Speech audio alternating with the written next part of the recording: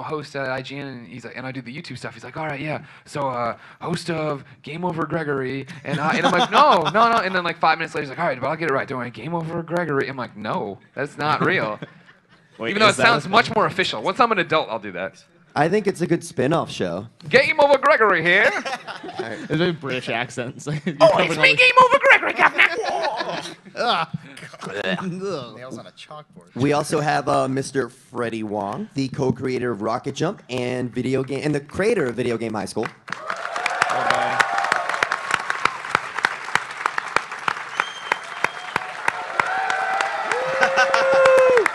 Well. At first, they were like, I don't know who Freddie Wong is. And they're like, wait, yeah, I do know who Freddie Wong is. Mr. Bernie Burns, host of both seasons of the Gauntlet.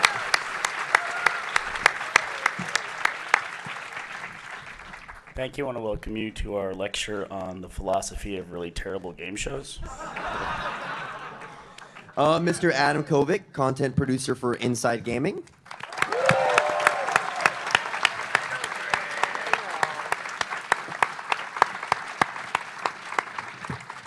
Miles Luna, the co-creator of Ruby and the current director of Red vs. Blue.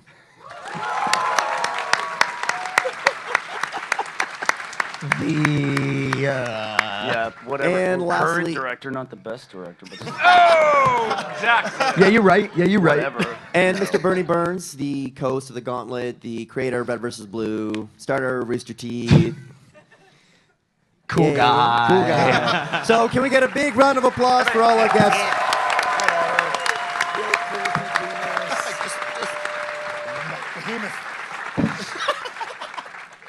And just so you guys know, Joel is wrapping up a signing downstairs, so he should be here right after me. He had to be later than I was, because he needs even more attention than I do, so.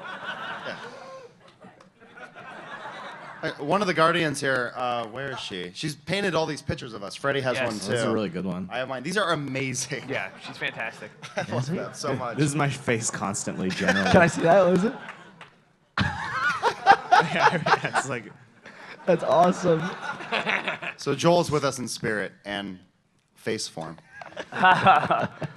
So guys, I'd like to ask you first, what in the world made you want to do the show? And second, did you go into it just wanting to have a good time and participate and entertain, or did you really, really competitively want to win? Freddie, would you like to start us off? Well, I love you guys, but you're like, hey, do you want to come to Austin for a week and we'll pay for a hotel? I was like, all right, fine. Well, I don't literally because I wanted to take a break. So, I mean, but again, it was a lot of fun. Really enjoyed it. And then as far as, competitive gaming wise, I used to play Guitar Hero super well. So I was like, are you guys gonna do any rhythm games? They're like, no. I'm like, all right, I'm not winning this one. Well, Freddie's being coy. He was a mastermind behind all this stuff. Like we did the Sonic race thing. He was practicing the game before anyone else. Whereas like no, back up. Everyone got to practice it. Don't make me. But don't make it sound like I'm like, hey, let me steal this game so I can win. Get internet points. People think I'm so cool. The other people are like, okay, cool, it's Sonic on a cell phone game. Freddie's like, okay, there's a secret here. You should go this area. And we're like, this guy's like. You're a prodigy. Just take it. So I practiced the game when they told us to practice the game. I'm sorry for following directions. I'm saying you're good. Thank I you. love you. Thank you. Said the guy who shot me, ruining our chances of. Anyway, we'll get to that. Good shot, by the way. That was really nice. I was like, fuck. The best is it's just right before it. All right, don't shoot me. Oh, you shot me. You all look the same. If you're gonna dangle keys in front of my face, That I'm was gonna the hit best thing. You all look the same. It's not a race thing. It was not a race thing. That was good. Are we still friends? Who? Don't know who you're talking about. I was terrified coming in. Like, I'm not a competitive person. I stay away from competitive multiplayer a lot of times. I always say that I don't have enough testosterone. You know what I mean? I'm that guy who's like, in gym class when they'd be like, let's play soccer. And I'd be like, all right, I'll try. And then somebody's like, you suck at soccer. I was like, well, I'm just going to sit here in the grass now. Did you always play? I've given you as much as I can. Did you always play on skins when you played soccer? Of course, yeah, of course. That's where I began owning it. You say you don't have enough testosterone. You're the guy who takes off his shirt every possible opportunity. It's like you and Blaine. It's fake it till you make it. One day these balls are gonna drop, and I will be ready to do things like Your a man voice is would gonna do. go 3 octaves deeper. But no, that was the thing. Like Freddie played he was practicing over and over in the cell phone game. I went back and played the Genesis game over and over again too. Like people eventually started talking to each other and being social, and then I went off and did that. And at one point too, once we'd cleared it to where, all right, we're getting ready to go into the finals or whatever, people were talking about what the final game, there was whispers, and I heard the whisper of dive kick, and I shit you not, I immediately went and downloaded dive kick on my Vita, and I'm like, Tim, come here and play this with me, you gotta figure out how to do this. And then we get there and like, it's Wolfenstein. I'm like, fine, this is not how I expect this to go. I'm trying to cheat, you're screwing it up. I'd say the biggest change, though, from Brandon, you can probably agree with this, season 1 to season 2, is season 1, we used all people from the community entirely. And by, I'd say, like the 4th or 5th episode, we were highly concerned about all of them because it got to be such a stressful, competitive environment. And one of the best things about a celebrity team is we didn't give a fuck about any of you guys. We wanted you guys to get eliminated immediately. And thankfully, you did that. Dude, it's the best thing ever. Thanks, Justine. Didn't want to disappoint Bernie. First place in every event except the last one, and that's how a relay ends. I mean, like, to Bernie's point, I think in the beginning, a lot of us were like, okay, we don't really know what this is. We're playing Halo, I don't know. But, like, we all kind of, I think we told really... you. Hey!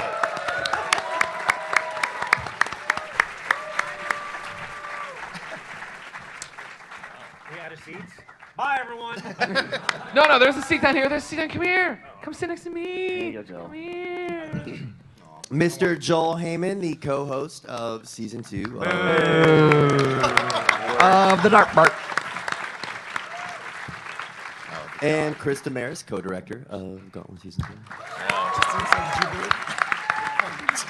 I think in these intros is the most amount of times the name of the show has been said correctly in one go. The countdown. We would spend hours sitting around trying to come up with different variations of the Gauntlet. It's like, did we already say that one? Did we already say gurk gurk or? I think it eventually evolved to just. Did we ever use the take where I called it Reginald J. Gauntlet III? Was that one there? Okay. Cool, Hi, everybody. guys. I didn't mean to bring the room down with that. Thanks for derailing that. That's my job as a host, just fuck shit up. So Bernie was the host of season 1, and it was interesting, Joel, because I think you were a coach, but you slowly started kind Devolving. of doing more hosting, even in the middle of season 1, which I thought was pretty interesting, and I think kind of really made it clear that you'd be a great fit with Bernie for season 2. Was that intentional? Really, I was just killing time. Or it's like my team was immediately eliminated and I had nothing to do, so I was just like walking around, like looking for camera guys, like, hey, let's go over here and film this. So, but yeah, I mean, it was fun, and I think the main process of getting into Gauntlet season 2 was Chris and Brandon coming up and going, hey, do you want to do this for season 2? Like, and I went, yeah. And that was the process. Those are the tough negotiations that take place internally in Rooster Teeth. So Bernie and Joel, you guys hadn't really worked together on screen since maybe season 1 or 2 of RT Shorts. Was that fun, kind of getting the gang back together? We're in fucking Red versus Blue every week. What are you talking about? Yeah, but that's different. Oh, you're sharing the that's- booth together. Yeah, I hadn't seen Joel in 8 years. What a reunion it was. Bernie? In terms of playing off How'd you one gain so much another, weight? being on screen together. No. What happened? I missed it. What happened? It was a fat joke, wasn't it? It was a fat joke. Yeah. I'm fat, but he's predictable. No, it was awesome. It was awesome. Like Joel's the kind of guy like comes in and gets it right away. It's like we're not gonna take this seriously. It's gonna be a lot of fun. And I think the first thing that we shot all the stuff that was in the intro stuff in the convention center, and that was a fun day. Like that's dumb walk around circle thing that we did, you know? Yeah. Joel practiced that to get the timing of that right for like 45 minutes to get it right. Well, and it was weird because beforehand he would just walk around in circles talking to himself. So it really just fit perfectly. Yeah. I was just doing what I was doing, and then they set up a camera around it and pressed record. So. Yeah, he was walking around in circles talking to himself, and then we hired him for the Gauntlet as a host. So it was fun. It was great. It was working with Joel was great, and it was one of the big changes for season 2. You know, the celebrity team was great. You know, having Rooster Teeth personalities was great. The community guys, they were about, but it was a lot of fun. We love you. Thanks for coming to the panel and sitting in the front row. Yeah, I mean, it was the community team, especially like sitting down with them and saying, "Look, we like you guys, and we're about to act for about the next 20 minutes like we absolutely hate you guys." They were like, "Okay, that's great. Glad I'm participating in this show that I like." So Hearing the shouts from down the hall was something that was really enjoyable every day. Yay. That's Joel. So, That was a horrible, horrible experience, honestly, because it was like you got to go in there and it's just sort of like, yeah, listen, Joel, we need you to just treat these guys like total crap. And I'm like, all right. And by the end, I had refined treating people like shit, like a lot better. So the people who came in later, I would really let those guys have it. But it was horrible. I'm sorry, by the way, because I don't think I ever actually apologized to you guys for just that whole thing. It was terrible. So I remember one of the things when we were editing it is was like, well, we got to keep this episode moving. We got to keep it moving. But some of the greatest questions took about 2 minutes to ask. Like you develop these like very elaborate, long questions, and I think that was one of the most fun things. But an example of what is really good, but it's kind of hard to put in the show. And Chris, I think that was really a theme of the entire show is like we recorded so much per episode and there's so much good stuff we couldn't show, so that was a big challenge in editorial. Yeah, there's a lot of good stuff that was cut. Sorry, guys. Cool. I was really hoping that was gonna segue into like, but we have those clips here. No, fuck. No, we don't have. You're an ass. Oh, we cleared the hard drive. Sorry. I didn't know. I didn't know. Delete, format, delete again. Gauntlet is actually a series at Rooster Teeth that has changed the way we do production, going all the way back to Gauntlet Season 1. There's a key person right now at Rooster Teeth. His name is Doreen Copeland. She is in charge of basically all of our live-action productions on a high level, behind-the-scenes producer. And she's been great, and we discovered Doreen during Gauntlet Season 1, and she made, she was there for Gauntlet Season 2, she's been working on Day 5, she's been working on Laser Team, so Gauntlet's been a very influential series in the history of Rooster Teeth and the way we produce things, right, guys? Yeah. Yeah. I mean, that was kind of one thing we talked with Immersion is we realized if we do just commit to having a lot of crew, it opens us up more creatively. And I think Chris and I didn't have to focus on that stuff we knew it was getting taken care of, so we got to work with Joel and like all of the rest of the cast, and I felt like come up with a lot of good stuff. Now, Miles, you and the Rooster Teeth team was kind of like a ragtag group. I mean, you guys don't, work on the same productions week after week after week, but I think did you surprise yourself with how well you guys did in the tournament? Yeah, because when we sorry, I'm still getting my voice back. The first time I saw the email chain, I was like, hey, we want you guys to be on a team together. And I looked at it, I was like, well, this is kind of random, but I get to play video games, it'll be fun. And I think Barbara responded to the email, was like, oh, I'd love to. I suck at video games. Shit. So no, I didn't, especially like, we did okay at Halo, but we ended up losing. And I was like, oh, well, we're fucked. I don't think we're gonna make it past this. But yeah, no, I was really, really surprised how far we made it. And it was a lot of fun too. Especially Sonic. That was a lot of fun. That was mainly just because you crashed through fucking everything. That was the pinnacle moment of the Gauntlet Season 2. Have you talked about that? Awesome. It was like somebody just like broke in and just started breaking shit. We thought we were like under attack or something. Some monster had just showed up. And I love Kovic's description, though, in the wrap-up, too, of describing the celebrity team as the X-Men and Greg being Colossus. I just thought it was such a brilliant breakdown. And it was one of the best. Well, it was like Colossus with a learning disability. You can see it here, too. No, because see, they're setting it up all wrong, because they're making, this is the real cut, this is what went to air, and they're acting like Robotnik was there the entire time.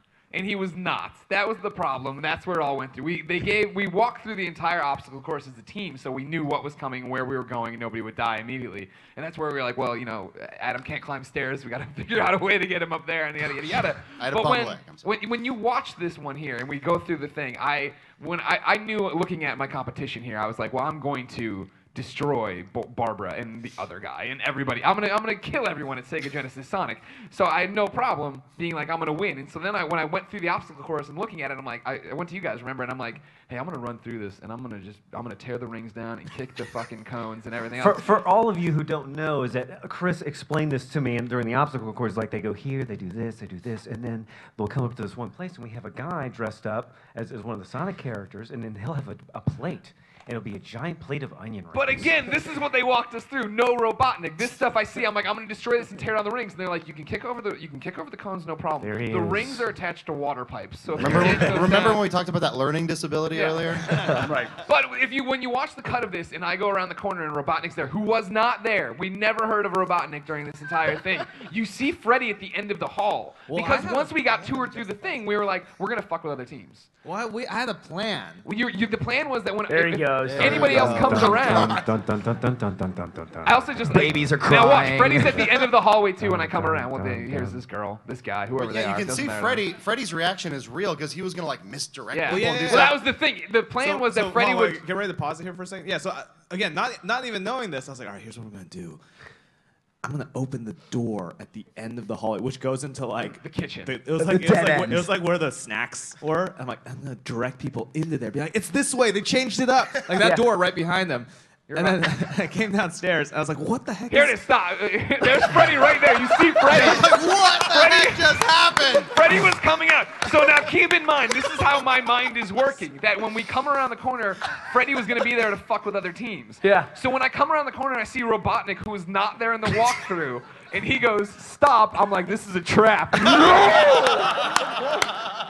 And it wasn't until the plate smashes against the wall and you hear everyone, including the cameramen, go, whoa! And I was like, oh, that was not part of the plan. I was so stunned. It didn't work. Oh man. Holy shit. I remember hearing on the radio, no, the onion rings are down. The onion rings are down. I'm like, what does that mean?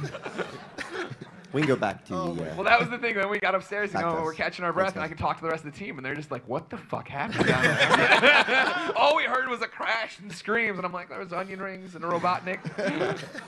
Eggman was being a dick. But Greg, I think this was the start of your character, right, on the Yeah. show. I mean, Yeah. I think, after at the beginning it was like, oh, we have all these personalities, but then we really started to create this, this guy, and I think it was something that you really embraced. In editorial, we were always really excited because it was like, well, look what, ridiculous thing we have from Greg. Was that something intentional, or is this just you? No, see, that's the funny thing. Like when you put the camera on me or I get in front of a crowd, I'm a different person. Like, and not in a bad way. I'm just amplified, right? But when I'm with friends or whatever, I'm quieter. So like, when we met everybody, like when I had known Freddie a little bit through panels and whatnot. But when I met I Just Seen stuff, I'm just quiet and then I'm just talking. And we're just talking about video games. But when you're like, now it's time to go do this, I go fucking crazy because that's just what I want to do, and that's what I want to deliver to people who are going to watch my content. And I want them to know it's going to be goofy and fun together. And it's like I was telling on the panel we did for the Game Over Greggy show on Friday with Barb, right? Like, my biggest regret of the Gauntlet is that when we filmed the Bare Naked Ladies music video. And can we too. pause? And like I was comfortable enough with everybody immediately because there was a camera to take my shirt off in the Bare Naked Ladies music video where I met you guys for like 2 seconds. But knowing Barb now, I would have in that Bare Naked Ladies music video taken off my shirt and then grabbed her and run off with her over my shoulder. So like that's all you need to know about like my spectrum of thought, right? Where I was like, I don't know this woman. She's very pretty and she seems nice. I don't know her well enough to carry her off on my naked body, but I'll run up and hug her on my naked body and scream at her on the streets of Austin and run away. Boundaries. They keep us safe. So, hey, Miles, I have a question. Can you explain a little about getting suited up and the? Fuck you. All right. Oh, the best thing. Oh. So, I had a few people come up to me over the weekend and be like, "Hey, the Gauntlet season 2 was really funny." I was like, "Oh, thanks. It was a really fun thing to do." They're like, "So, you knew like you were gonna be the only one in the suit, right? Fuck no. So here's what happens. I go backstage, we're getting ready for Halo, like we all been kind of practicing and stuff, and one of the PAs came up to me and they were like, excuse me, they were like, hey, so we're gonna do this fun thing. Essentially, a person from each team is gonna put on like a Spartan outfit, like make it fun, crazy. Whoa, Gauntlet season 2. I'm like, oh, okay, yeah, no, I mean that makes sense. Everybody has like one handicapped person. Like, yeah, no, it's kind of like a fun twist on it. Yeah, sure. The laptop, please. And like, yeah, we have a suit back here. And I'm like, oh, wait a second, I recognize this box. You see, a few months earlier, we had gone to shoot a live-action Red versus Blue short, and we had these red and blue suits of armor, and it was a really, really fun shoot. It was a great time, but those suits of armor are incredibly hot and uncomfortable and sweaty. Like there's fans in it just so that like the visor doesn't fog up. They get really nasty, and Matt had worn that for 3 days of the shoot. Yep. And then no one fucking washed it. I am not exaggerating. You ever try to take a suit I of love it Spartan 'cause- armor to a dry cleaner? It's not exactly the easiest thing. There's this honest moment here with you where you finally realize. You walked out and saw every other team, and you were like, yeah, I'm in my suit of armor. And then you're like, wait a second. It was so genuine, man. No, so I don't exaggerate. We opened up the box, and it was just like, oh my come God. back. And that's not actually the full outfit. There's like a little thing that's supposed to go on your waist to make you look not fat. And did you guys play The Last of Us? Like all the mold that grows over everything? It was fucking that. All over it. It was disgusting. I'm pretty But I was sure like, I saw like a little mushroom growing out. there was like something scurried out of the box. It was horrifying. No, it was absolutely gross. But I'm like, oh, I mean, if everyone else is doing it, I can't be a pussy. Yeah. And then no one else did it. We That was actually, such a the shot gem. of Kara helping him get in the suit, it takes a couple people to help him get in the suit. We had Miles cordoned off to keep this ruse going in another area. We only have 2 suits. We have a red one and we have a blue one. That's it. And so Miles was actually, I was watching him get suited up. He was actually excited to hear that we had now more suits of armor because he thought we were going to have one for each team. And as the director of Red vs. Blue, he's talking to me going, hey, this is awesome. Now we have 4 suits. And I was like, yeah, we did. I remember I was like, please tell me Gavin's gonna be in one. And they're like, oh yeah. It's like, that's hilarious. It was funny. It was a genuine moment of embarrassment though for me. I think that was the attitude we had with the Rooster Teeth team. I remember one of the great things when we were scouting the location is finding this boiler room looking corner and thinking this is where the Rooster Team base has to be. Yeah. It was pipes everywhere. It was like poorly insulated. We broke one of those chairs. Just sitting in it. We weren't doing anything outrageous. It just broke. So that was a good time. We made it our home. It was nice. So, what was favorite episode for you guys? Anyone? For me, it had to be when we had the community team upstairs, and I was yelling at them, and I was talking about how they'd fucked up my plans. They might as well stab me in the neck and launch me into space, and all that. Because I said to the crew beforehand, I said, okay, I'm gonna go up with this, and I was like, I explained to Brandon and Chris, I was gonna be like the office tour like level of mad at this thing, and it's like we tried to prepare for the crew for it. But as an actor, it's always a triumph when you can get the crew to break. And like the boom guy and like all the guys, the camera guys who are helping the guy who pulls focus and everything, I start yelling at them, I start going to the pen bit, and they do this. They go, when all the crew in the room turns around and you're making them laugh, that's a good moment. And I thought that worked out really well. And then the sign falling down just happened to be like perfect. I don't. Laptop, please. I don't ever remember having to talk with the community guys, being like, "Haha, this is a joke." That never happened, right? Not the community guys. Can we go to No, the laptop, crew please? beforehand, but not the community guys. Yeah. So that was Yeah.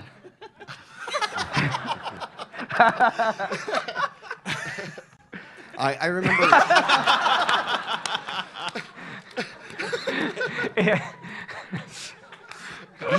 There's always times where we have to look serious, and the only way to do that is to like just cover our faces like we're so upset and look at the floor because we're laughing so hysterically. And I think the hardest thing for Joel is when Matt's in the room. Oh, God. Because as soon as Matt sees Joel get into character, he loses it immediately. Matt's always been bad about that. He will always laugh off camera. And Yeah, he ruins a lot of takes from being off camera, for sure. We should have just flipped the camera around to either side, have a whole other series. We should make love shows that. and just show them to Matt. Apparently, that's our audience. So. I think the episode where we got to just shoot guns was fun because it was like it was at the point they're like, okay, so we have a 5-day shoot, and it's like, okay, you guys are limited now. It's like, well, what are we gonna do on day 4 here? Like, no, you guys, nothing. You guys don't have to do anything. We're like, this is great because you guys just want to just hang out and let's go to the shooting range. And it's like, I guess it must be that easy to like shoot stuff here in Austin because they're like, oh yeah, we can just bring cameras to this. Yeah. Like in LA, it's like, oh no, hold on, we need to know this a week in advance. We need to pull 8 permits for it, and it's like, there's like, oh, you guys want to go there? Okay, yeah, you want to just bring some? Yeah, Matt drove everyone over there, then walked in. He's like, hey, do you guys care if we shoot them shooting guns? I'm like, no. Guys, let me tell you how easy that is in Texas. Freddie, you will have a huge appreciation for this versus California. One time we were going to shoot, Matt and I in college, we were going to shoot a drive-by shooting scene with blanks, with real guns firing blanks. And so we saw cops in a restaurant, like right around the corner from here. And we said, hey, we're college students. We want to fire these guns off in East Austin, not the best neighborhood at the time. And they said, what kind of permit do we need to do that? And the cop goes, I don't think there is a permit for that. And he said, it's funny, what should we do? He goes, here's what you do. Before you guys fire off a bunch of guns, just call the 911 dispatcher and tell them to ignore calls from the area. And we're like, okay. You're shitting me. That actually worked. We called 911, said we're going to be firing off a bunch of guns. Next time you want to rob a bank, just call 911. You're going to get some calls. Live action GTA thing. Don't worry. Don't sweat it. It's okay. There's going to be people bleeding and screaming, call the police. That's actors, and they're awesome. Well, we did. We called 911. We said, hey, we're about to fire a bunch of shotguns off at East 1st and Chacon Street. And they said, oh, cool, thanks. And then they hung up. Worked like a charm. That's how easy that is. So, Greg, Adam, and Freddie, was there anything you saw in the edit that was surprising, or anything you didn't see, or was there anything portrayed in a way? Because we know in editorial you have so much latitude. Were there any surprises when you watched it? I didn't realize you guys. We're walking around parties and we've been hanging out, right? And you introduced me to people. Oh, this is Greg. He's on the Gauntlet. He was our villain, and I was just like. Yeah, I didn't know though. It wasn't until I took my shirt off and had the dog and I'm screaming at the camera. I'm like, cutting like the wrestling promo, right? Like that. I was like, man, I'm a bad guy. I'm going Iron Sheik on this, and I didn't realize it. But yeah, there's so much about this shot that makes me happy about our Rooster Teeth crew. Our crew is so adaptive. They taped a mic to your nipple. And if you watch it on some of these shots, just watch it jiggle with my breast. It's like right on there. But yeah, this is also one of my favorite. You were talking about favorite moments in the show. Like I put the dog down, I scream a lot more, and mind you. Right now in this room, it is just Matt and I. That's the room we were trying to. Wait, and he didn't crack up for that? No, he was. Well, I mean, by this point, he was used to me because I always enjoy that thing when I come in and like, oh, this is Greg from my gym, like, oh, cool, whatever, and then I do one of those, what's up, and I'm like, in the beginning, he was always very much like, what, like cowering a little bit of like, what are you doing? But like that, when I walk off and I like talk into the camera for a while, and then I'm like, come on, dog. Matt was like. That was great. You got that. You nailed it. I was just happy with the way everything turned out because, like, I thought, don't take this the wrong way, I thought we were not that great because we just met each other. And it was like, but as it progressed, I realized, like, oh, we have a good natural thing going back and forth. And watching the edit, I was like, that was really good. I was really excited how it turned out. Like, that surprised me. It was really cool that like everyone it was good. Thank God it didn't make us look socially inept. I met Freddie for the first time on the plane over. Like we didn't know each other, and like I like that we had a natural chemistry. We had that super awkward Southwest moment where it's like, what group are you? Oh, okay, just go on ahead. I'll catch up at some point. Well, I think Freddie was standing by me. He was like, Adam. I'm like, Freddie. Like, I know of you. It was, and by the way, preceding that was just 5 minutes of like Google image search. Oh yeah, flowers out of guns. Cool. Okay, that's him. It was weirder for me because I'm a big Freddie Wong fan. So like I've been watching his stuff for a long time, and then like I'm like, oh god, he's gonna be a douche, and then he's like, he's super cool. He's like the nicest guy in the world. No, I'm gonna say the same thing. I was like, no. I did not know you personally. It all comes out at the panel. I was like, shit, man. We have a celebrity team. They're gonna think they're hot shit. They're gonna come in here. Does that guy not have a shirt on? All right, these guys are awesome. You guys were super fun and super cool to hang out with. And that was around the time GTA 5 came out. I was gonna say the unsung heroes Yes. GTA 5. It Oh came my out God. like 2 days before, so we all brought our consoles. Oh and yeah, we just sat around. everyone's like, "What'd you guys pack?" It's like clothes and GTA 5. I remember Jordan was playing GTA 5 in the Achievement Hunter Lounge, and Mike was like, "You're not playing my save, are you?" It's like, "No." He's like, "Fucking good. Get out. I need to go find my dog or some shit." Yeah. Good panel. Yeah. Real quick before we forget, I'd like to introduce our community team. They are here. If you guys want to stand up and do a wave. The best sports in the world. These guys were really, really good sports, and they pretty much did anything we asked. I think they were even in. We shot a bathroom scene. Yeah, they did flood their hotel room. Oh yeah. I don't know how you did that. Worst team, awful. You just ruined our panel. Disappointment. It's awful. Will it never end? God. Can I come to convention and see fans? That's the fucking worst thing. They were really, really. I can't believe the stuff that they put up with. It was amazing. And we tried to select a team that was shitty so we could get rid of them right away. That didn't work out so well. They ended up winning. God damn it, Bastards. And one of the charities was even really a terrible charity. There was a big debate for going into season 2. Actually, was the charity thing, because the first is Josh. Josh, are you in here anywhere? Josh? No, he's not He here. didn't come in? Wow. So Josh actually works for us now. He was the second place, I think, what do you call it? First runner-up, first loser of Gauntlet Season 1. And he lost it was a cash prize in Season 1 of $10,000 because it was all community members. So he lost a $10,000 game of Tetris. And we remind him all the time. Every day. We give him little Tetris pieces for his desk and stuff like that. So it's funny. It's a job. Fuck that guy. And so when we went into season 2, it was a big debate about how to do the prize because we had a prize again. So we did charity this time because we didn't want the idea that internet celebrities would Freddie steal Wong money. walks away with a $10,000 prize. Suck it, losers. So we made the whole thing charity that time. So and then you guys ended up winning. So oops, sorry about that. You guys could have walked away with $10,000. I think we guys gave you what, like $200? Did we pay you? They're all like, what? I mean, we didn't let you near craft service, right? Was it a good experience? I want to hear from you guys. Was it a good experience? Oh, yeah, it was great. Get the mic. This is how this works. Good. Say. No, it was a really great experience, and it was really neat to see from our perspective the other side of productions. But even though you treated us like shit in the actual thing, It's all part of the act. at least you guys acted very genuine and very nice to us outside of the camera. So Great. I do appreciate that. Yeah. You read those lines well. Thanks. All right, someone take the mic back on. Right off the screen there, just I'm pretty sure the best part was the very last day we did a dance party with Joel and confettis in the Achievement Hunter Lounge. I don't know if you have that. That was pretty much We the wrote best- in a little bit the that we best thought part. that would be funny. Confetti It would cannon. be like a 3-second shot. It was just gonna be like a 3-second shot of the confetti party, Yeah, like a reference to a confetti party, and that was a lot of fun. Actually, that was the best party I've ever been to. Joel was super excited after that. I wasn't allowed to be in it because Joel wrote it and he wrote me out of it. So, yeah, I was not allowed to go anywhere near it. And afterwards, everyone was like, "That was a great time, Bernie. It was really fun." I was like, "Thanks for." Yeah. The best is, we filmed it for like 45 minutes, and we It had was a champagne, 3-second shot, and yeah, there was it was- lasers, it and was I'll great. never forget when we shook up the first bottle of champagne. It sprayed out and covered the We have it ceiling, here. then came back down on the lights, and we're all like, "Fuck it!" Ah! Joel literally wrote a party that I couldn't be invited to. That's what he did.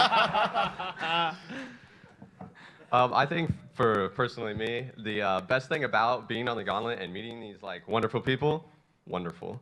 But was that We can come back when to you that. see them We can on turn the that internet, mic off at any point, by the way. when you see them on the internet, they are the exact same off camera, which is it's really heartwarming almost that they're not douches.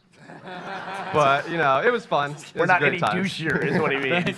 Thank goodness we're not douches. Welcome to the internet, everybody. That's gonna be the motto for next RTX. They're not quite as douchey as you expect them to be. It's like, oh, you're taller than I thought. It's like, you're douchier than I thought.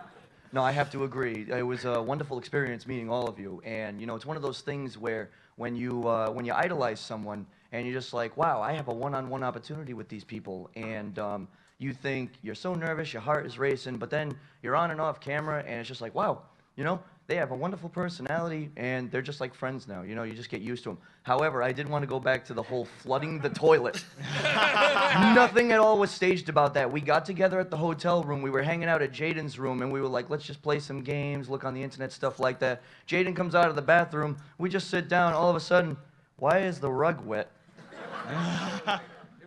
It really was. It was like an hour. So we go to the main desk. We get like 20 towels and go over there. And it's just, that was a fun time. But, you know, overall, just like Bernie said earlier, we were never really told that when we were getting yelled at, it was like fraud by any means. So we're sitting there walking around like, these guys really hate us.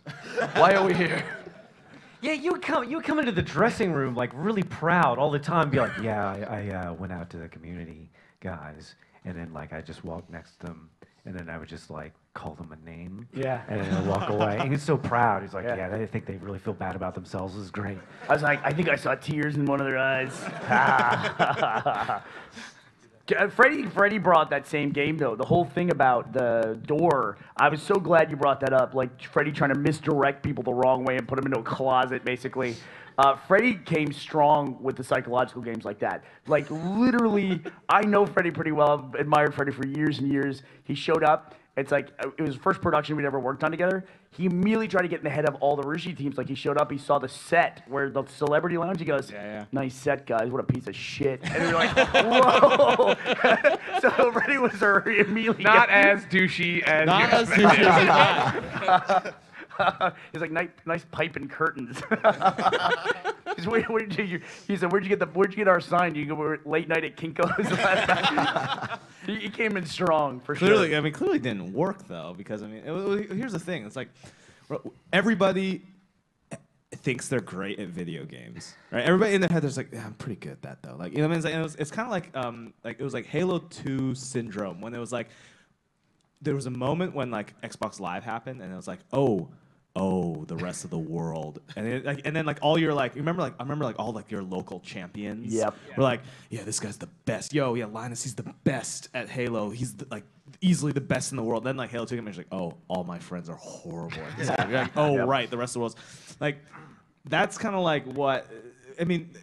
You guys were picked like off of your game skill. Like, you were here by merit. And then we're just like, you guys know video games. Like, there's a very good chance it's like, maybe I never played video games before. You ever consider that? No, never considered that. It was like, but I remember when they're like, all right, we're doing video game challenges, and we're just like, oh man. And then we're just seeing like the first round. It's like immediately we knew it was like we don't stand it. It's like there's not even close. Like we're like, oh, we're doing okay in Halo, and we was like, no, we're not. Yeah. Well, that's also the thing too, is like when people watch the Gauntlet, even if you're good at video games, nobody's good at every video game. That's the tough part. Like Freddie's like a world champion in Guitar Hero, but you know, you throw him into Sega, you throw him to Halo, and obviously he's a piece of shit. Hey, hold on. Wait, we need to talk a little bit about this insane. Okay, I believe it. I have another panel. I know what you're gonna say here. The Unreal Tournament thing was like. That, you want to talk about things I was surprised that it wasn't an 8-minute reel of my rad Unreal Tournament skills. Because I remember we were talking before, and we're like, great, this is gonna be great. Like finally, it's a game that like we sort of get, but we neglected to play this. Like, okay, in life, you can play the game in front of you, or you can play the game above the game. And Greg played the game above the game. You should have known something was up when I was quiet. When I didn't talk shit to anyone the entire match, except there was this one brilliant moment that made the edit too, where Gus comes around where I'm camping, kills me. He's like, "Yeah, you camping bastard!" I'm like, "Fuck you, Gus." He's like, "I only knew about it because I was about to do the same thing." It's not just quiet though. If you see the shot, look how shifty-eyed Greg is. Like he's actually afraid that someone's gonna spot him at some point. And whenever they cut to Greg, he's got this look on his face like this.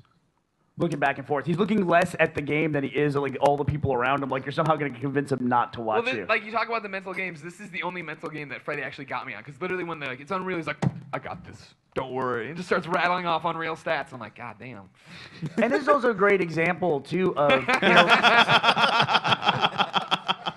in a reality show, and we don't produce many reality shows, but in a reality show, you can't write stuff. You just have to be confident that these stories will come out. And this Unreal Tournament episode, so many stories came out. The Miles and Justine. Justine was like really good too. Yeah. Yeah, and the Greg thing came up, and then like Ryan getting knocked out first in this was amazing because everybody was thinking that Ryan was gonna be the best guy.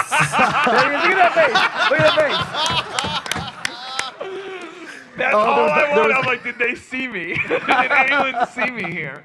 There was the Michael Gavin romance. Man, I gotta say, yeah, no, Freddie, your mind games absolutely worked. Like, like in a horror movie when the serial killer's in the house and like the main character's trying to hide from the monster. You were the monster. Well, no, because I was like, where the fuck is he? Because I remember they're like, I was like, I wonder, because like it was old school game. I wonder who else. And like, oh yeah, there's like some of the guys on like the Rooster Teeth thing. Like, yeah, oh yeah, we got this. And I was like, I have to get in the mind beforehand. Like that's the only chance I have. Because the one thing that I remember from playing Guitar Hero competitively for a while was that like you can be great in your living room, but the moment any pressure's on, if you're not used to it, you change. So it's like, all right, I gotta start putting that pressure on because I'll crack him. That's the only chance I have. It was scary, man. It was really scary. But again, play the game above the game.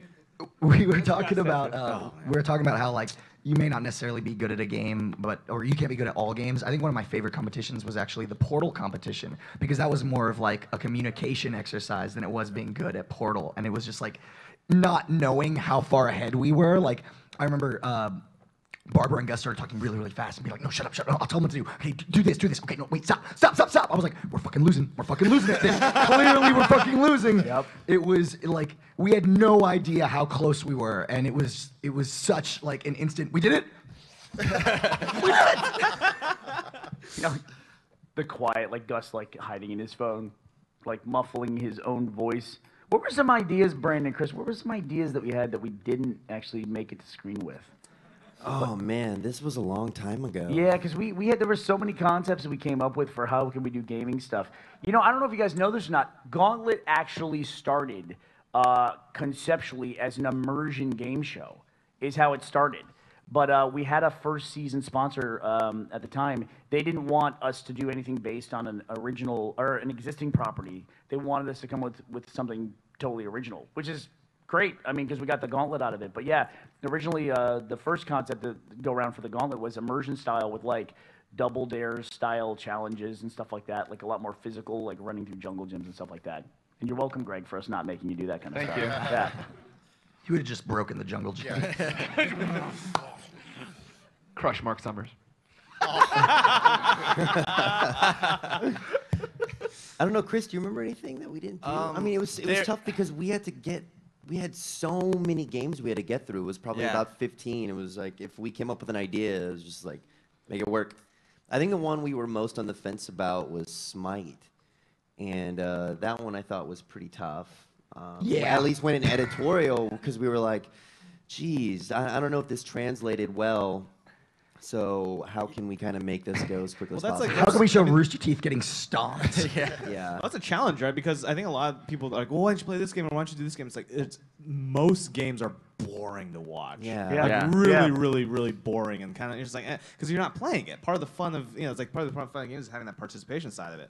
And if you're not familiar with it, like any sort of like, like MOBA type of thing, it's like, if you're not familiar with it, it's like, how do we translate this and get it, simplifying it in a way. So it's like, you have to do stuff just for people to understand, like in the Unreal Tournament thing, it's like, okay, 7 lives. Make sure that the number, you see the number, cut back to the watch, show people like how many lives there are, because otherwise it's incomprehensible. Well, yeah, and I think that's where you guys were really successful at, because I think one of the lessons we learned in season 1 is like we had a lot of games where it was like really sort of structured and it was really based on points and this, that, and the other thing. And I think the lesson we learned was like, can we have the personalities be more of the competition than the actual game? And I think that's where Chris and Brandon really made it successful, because that's what happened. It became about the personalities colliding and not so much about the numbers and the scores. Right, like right here, we would have never, when Achievement Hunter got eliminated, we would have never put a volleyball game in the middle of a fighting tournament in the first season, because that would have been not competitive enough. But it made perfect sense in season 2. Yeah, and I think as the season 1 went on, while we were shooting, we kind of realized the physical stuff just wasn't as fun, you know, and it became kind of like a chore. Because when it was on stage, we were like, this is really taking away from time where people are talking. And the really insane thing is in season 2, we legitimately had, 12 personalities that we were working with, and there's only so much screen time. So, and then we also had need more of that. We also had our community team too that we were juggling, and it's like, we really do have to figure out how to incorporate everybody because everyone's so talented. So that was a real challenge too, working with one of the bad things, the hard things with so many people. Yeah, I mean that was the Unreal game. That was one thing that we were really excited about because we knew everyone would come back, whoever had been eliminated, and in the way when you're talking about points and not. Having it where people are eliminated one by one made for a way more interesting match. Yeah. Versus say, oh, who has the highest score? Yeah. And that was actually something we talked about. Was like, well, someone could camp. Yeah, we knew it. We're like, it's like, well, we'll see what happens. Yeah. Well, there's a lot of that, right? You have to kind of just sort of set up an environment where possibilities can happen, and that you don't get railroaded into one thing. Sort of let it play out. Is sort of the way that you get kind of the best material here. Yeah. I mean, you guys really rose to the occasion because that was a deal where it was like, we don't know what's going to happen here. We'll sort of set this up like this, and Greg really ran with the ball. So that worked out, I think, for the whole show. And I don't run for much. And the tough thing is, narratively, if this would have been completely fake, we would have. There are certain things we'd want. Like, we'd want this team playing this team in this round, but we can't control it. And I think Achievement Hunter playing this fighting game series was one of those times where it worked out perfectly. Like, we were so excited that happened. But, I mean, again, there's certain things you just can't control. So it was, in that sense, we were really lucky. And I think for the most part, every competition we had, it was the right personalities, and they really put in all the effort. And, I mean, everyone on the cast was just amazing. And the tough thing is, in terms of maintaining energy with productions like this, you're really only on screen or actually working 1% of the day. All the other time, you're just sitting around. So one of our big things is we got to get everybody a copy of GTA 5. So everyone had a copy of GTA 5. Everybody was playing it because it came out like a week before. And we were so lucky Achievement Hunter was willing to take out their time when they had such a big opportunity making GTA 5 videos. So I think that was a big part of it too. A lot of the sitting around. Yeah. Well, going back to what you were saying, how you don't really know what's going to happen, we actually recorded different takes of Bernie and Joel talking to the community team because we didn't know if they would end up winning or if they'd lose. Do you remember those Choose Your Own Adventure books, right? Where you had to like deal with every scenario. Yeah, we had to like pre-record a lot of scenarios, which is it's because we definitely have some takes that I thought were pretty funny, but the scenario never happened. They were like save points, They just were in like case save things points. didn't turn out the way we expected. We'd go back and use a different intro or something like that. But while we're talking about it too, the unsung heroes, I think, of this whole series, especially for season 2, that helped all of us, helped the Achievement Hunter team, Rooster team, the celebrity team, and us as hosts, are the editors of this thing. Yeah. The people who edited Gauntlet season 2 are freaking amazing. They found stories in this, and they made us all look really, really good. And they had a ton of footage to work with. It was absolutely amazing. So I cannot thank the editors enough. Yeah, and it was Aaron Marquis, Josh Flanagan, and Daniel Fabello. Daniel literally just walked out, so I gave him a Gray. shout out. Yeah. And Gray had a. Oh, Gray, yeah. yes. Great. Yeah, So I think. thanks to them.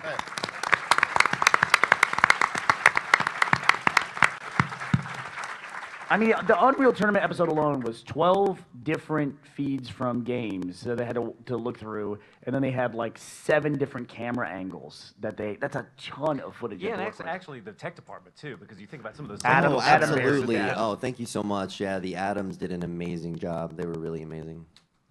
They're actually working right now, making sure this convention keeps going. Yeah, they keep the center stage going.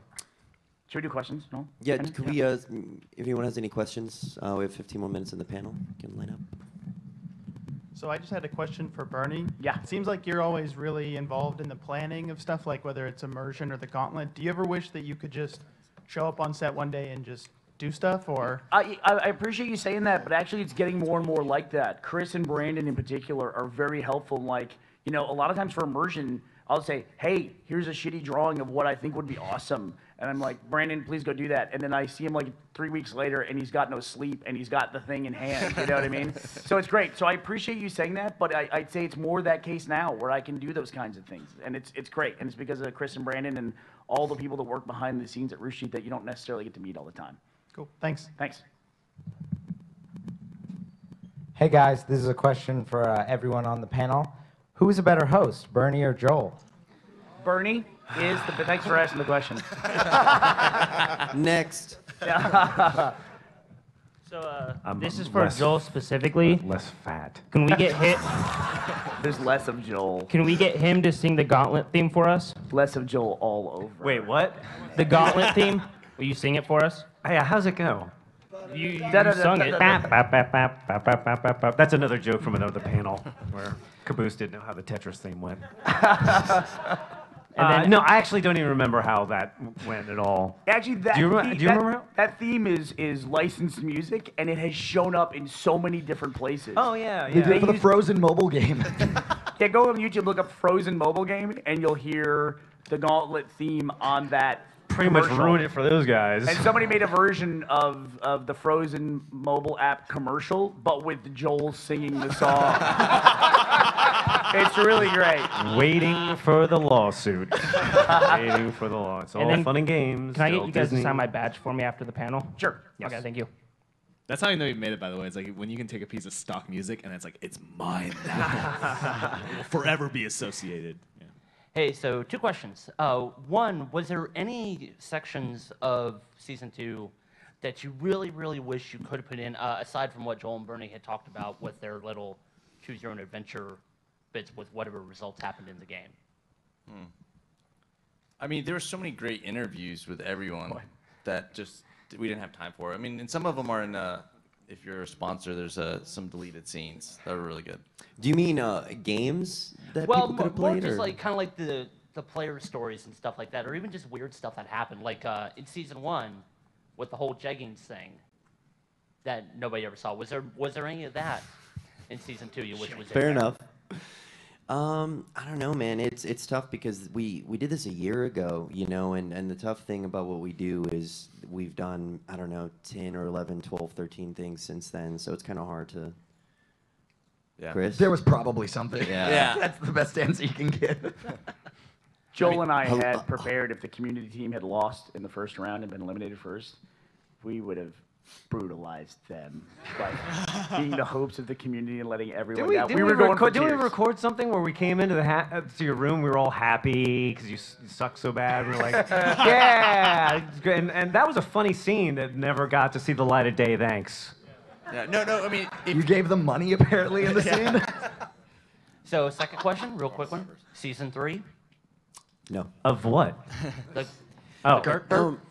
We had a really fun time in season 2. I mean, the tough thing though is it took up so much time. We're just going straight to the Greg spinoff.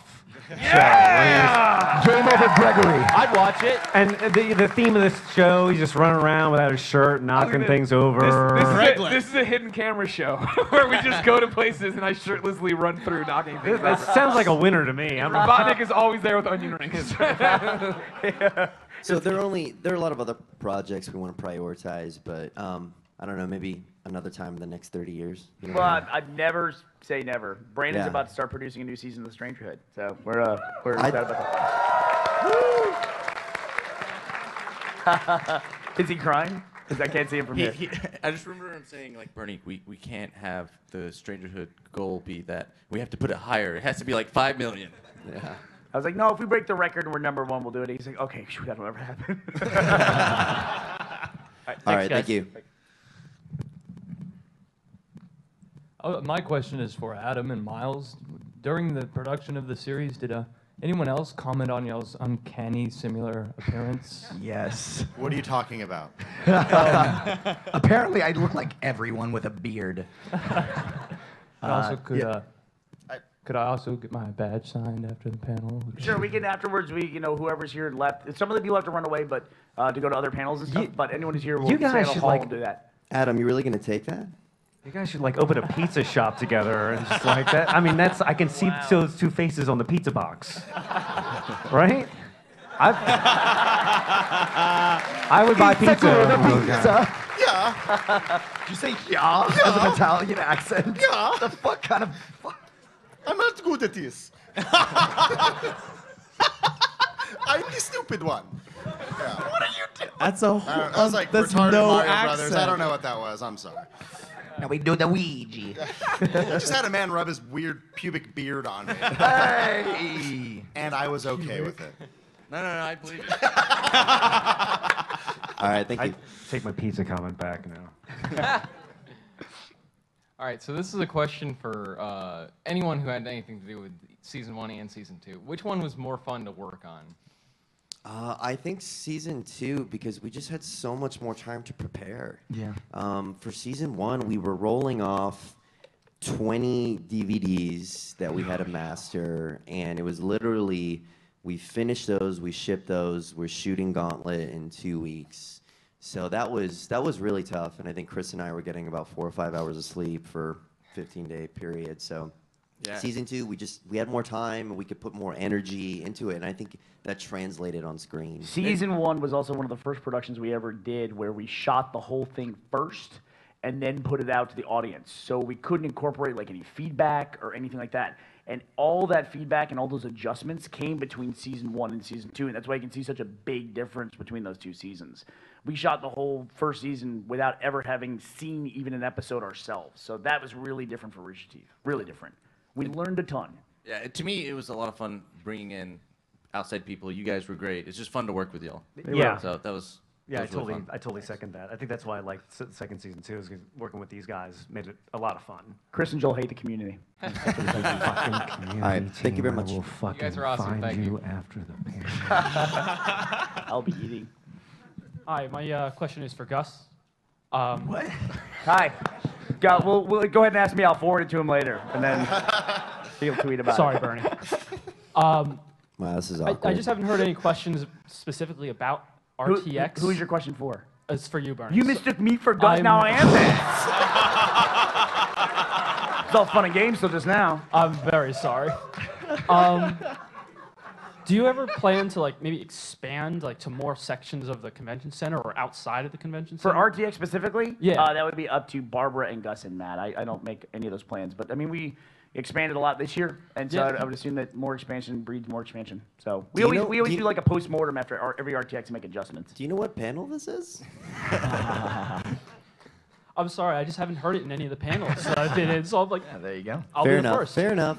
Oh, thanks. That would Fair be the enough. most meta panel ever. Come to the RTX panel at RTX. Well, where we will RTX about our RTXs. That's genius, actually. Thank you. Yo, Good dog, I afternoon. heard you like RTX, so I put RTX in your RTX. All right, good afternoon, gentlemen. I had two questions, but one was how much of the lines were more ad-libbed or directed? Because it seemed most of them were spur of the moment, like with the pin in the neck and things, and kind of everyone portraying a different mood or how scenes were going.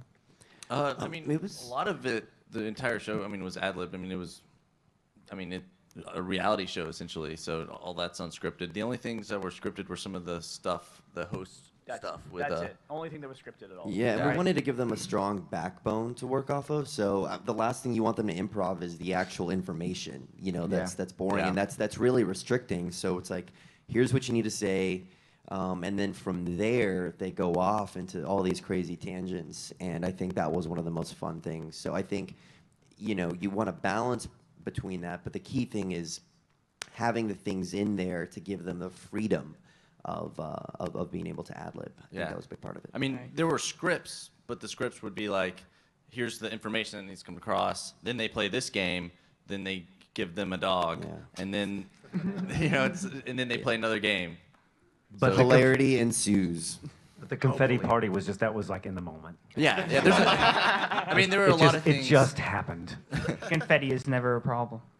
Never. Cool. But Thanks. also, do you worry if there wasn't for like a game like GTA 5 coming out, if it would have just been even more chaos or a lot of more, I guess, downtime for people? No, We played telephone. We would have found drugs. I think everyone's a pro, and a maybe about half of the cast had experienced another movie shoots. I think the common phrase in movies is hurry up and wait. Hurry up and wait. There was even a lot of times where they didn't have that, but it was constant pros. I mean, I don't think we have to deal with, uptight, actors. Like our guys are just so amazing and so accommodating. So round of applause for the talent.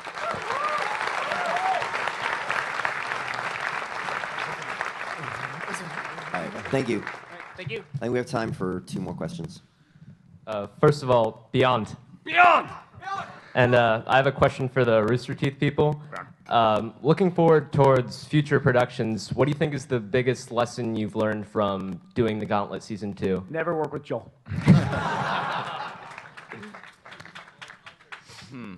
Somebody clapped a long time for that one, Joel.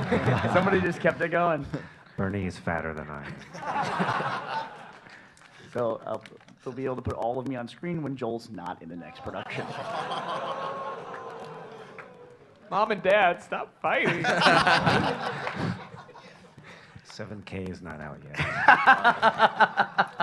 I mean, you're so bad at math. 7K. I'd say the biggest thing we learned from Gauntlet Season 1 to Season 2 was how to handle a production where we don't get to see the finished product before it comes out. We'd done that years ago. Joel and I made a movie in college. We shot it on film. We couldn't even see the footage until a month and a half. It had to be developed. A video screen to see a movie back then just didn't exist. I made it sound really old.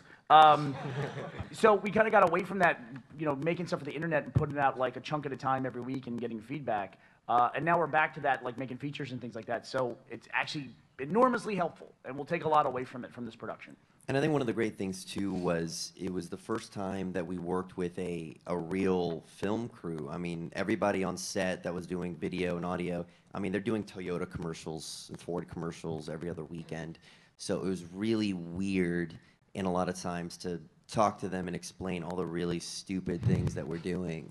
And they have to kind of take this seriously. So that was an adjustment, but I think that was such a great experience. Like, it's helped tremendously in everything since then, because that's kind of the model that we've adopted. And I think, we've talked about it a few times. 7K. Cool, thanks. 56K. I'm now a modem. So I was going to ask if you had any plans for Season 3, but I already get asked. So never say never. Just, yeah. I know you have a whole bunch of crazy productions right now, but do you kind of have any even like internal sort of maybe Halo tournament? Just I really like seeing all the people from different departments just interact more in kind of a large scale production. Do you have any plans for anything like that? Greg, do you guys have anything like that at IGN, like a play environment where you guys just sit down and play? No, we neither. And I've been, ever since Stage 5, I've been wanting to do it. Freddie, I play more when I stop off in LA. Whenever I go visit Freddie at Rocket Jump, the first he says, dude, you gotta come play this game. And he sits me down and we play some ridiculous game together. Like was it Sports Friends? Sports Friends, yeah. Yeah, Sports he introduced Friends, me to yeah. that. So that we need that at Rooster Teeth, and we don't have it. Like, it's just a place where everyone goes and sits down and plays. Because usually, if that exists, it's somebody's desk and like, get away from my fucking desk. So. Well, you need like just the community screen and everything. The local multiplayer stuff just tied to it. That's how it works for us. It's just because if you didn't have that, then you'll never have it. The problem in our office is that everybody's so fucking loud. I'm looking at you, Miles. Is that everybody is so goddamn loud in our office that as soon as that starts taking place, everyone else runs over and goes, "You need to shut up right now." It happens every time. Maybe, yeah. Cool. All right, thanks, All right, guys. I'd like to thank everybody for joining us today. We really had a good time, and I hope you enjoyed the panel, and I hope you enjoyed Gauntlet Season 2. Thank you. Thank you, everybody. Greg, why is your shirt still on?